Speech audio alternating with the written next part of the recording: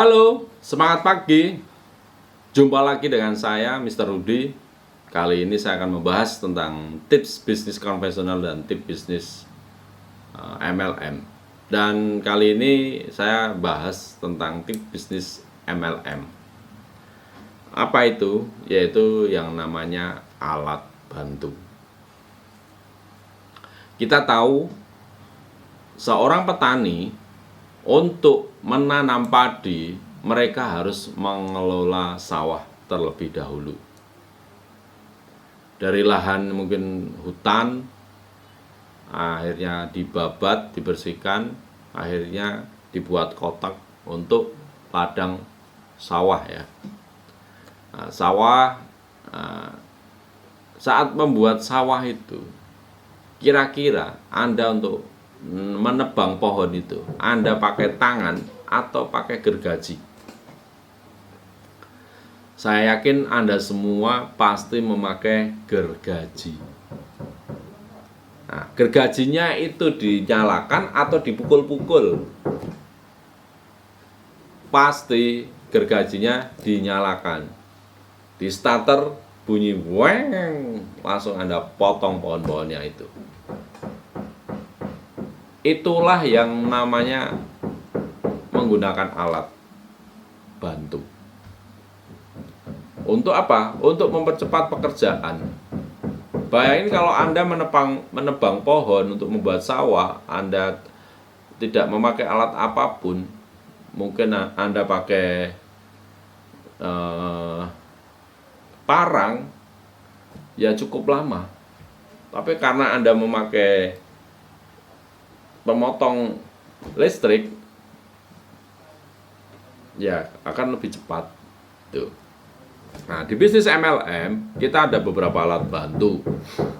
Ada alat bantu mungkin seperti flip chart, brosur, terus buku-buku, terus upline, manajemen, dan juga yang tidak lupa pertemuan.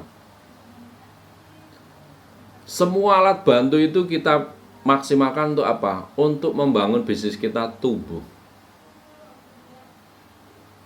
Video sebelumnya kita bahas bagaimana saya terinspirasi untuk sukses di bisnis MLM gara-gara saya ikut pertemuan.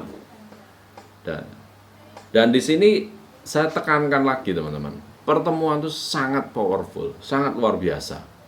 Itu sebenarnya sarana sortir kita, sarana ayak-ayak tim kita. Mana tim kita yang punya komitmen sama enggak.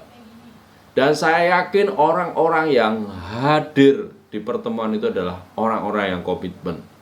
Tinggal kadarnya berapa persen. Karena bisa jadi karena kadarnya hanya 10%, setelah ikut pertemuan, ya sudah, pulang, muntaber, mundur tanpa berita. Ya sudah, apakah kita harus merenung lagi? Ya, kita harus bangun tim lagi, teman-teman. Itulah pentingnya membangun pertemuan. Dan alat-alat bantu ini sangat powerful, kayak flip chart. Ini kita bisa presentasi cukup gampang, karena kita nggak perlu mengingat semua.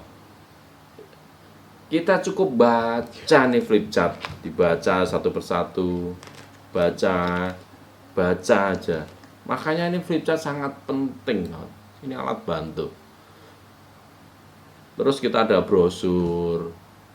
Terus kita bisa kenalkan upline. Upline itu sebagai alat bantu. Jadi mungkin kita belum bisa memotivasi karena mungkin bonus kita masih kecil, udah pakai upline, pakai orang ketiga. Atau kita sponsori teman kita yang dari kecil sampai dewasa, dia tahu keseharian kita. Saya yakin respect mereka sangat kecil. Nah, kita butuh orang ketiga. Atau Anda mensponsori keluarga Anda. Nah, ini orang-orang yang paling susah itu malah orang-orang terdekat Anda. Pasangan hidup Anda, tetangga Anda, keluarga Anda, sepupu Anda dan sebagainya. Itu sangat susah di prospek. Dan saya sampai sekarang menyadari itu.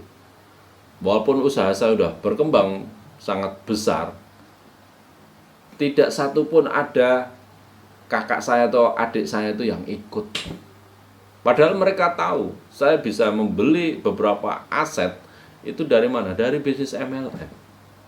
Tapi mereka ya sudah. Nah, kita butuh kadang orang ketiga tuh meyakinkan mereka untuk ngasih tahu tentang peluang bisnis ini gitu loh. Nah, itulah fungsinya upline. Mereka sebagai orang ketiga, sebagai penengah yang akan menjelaskan duduk perkara tentang peluang bisnis MLM ini. Oleh karena itu, alat bantu itu sangat penting. Makanya kalau perusahaan Anda mengeluarkan seperti flip chart, brosur, buletin, tanggalan. Nah, tanggalan ini juga alat bantu, teman-teman. Kita bisa buat program kerja dengan tanggalan ini. Kita bisa tawarkan ke member baru kita, kira-kira membuat acara kapan? Tanggal 4 atau tanggal 5?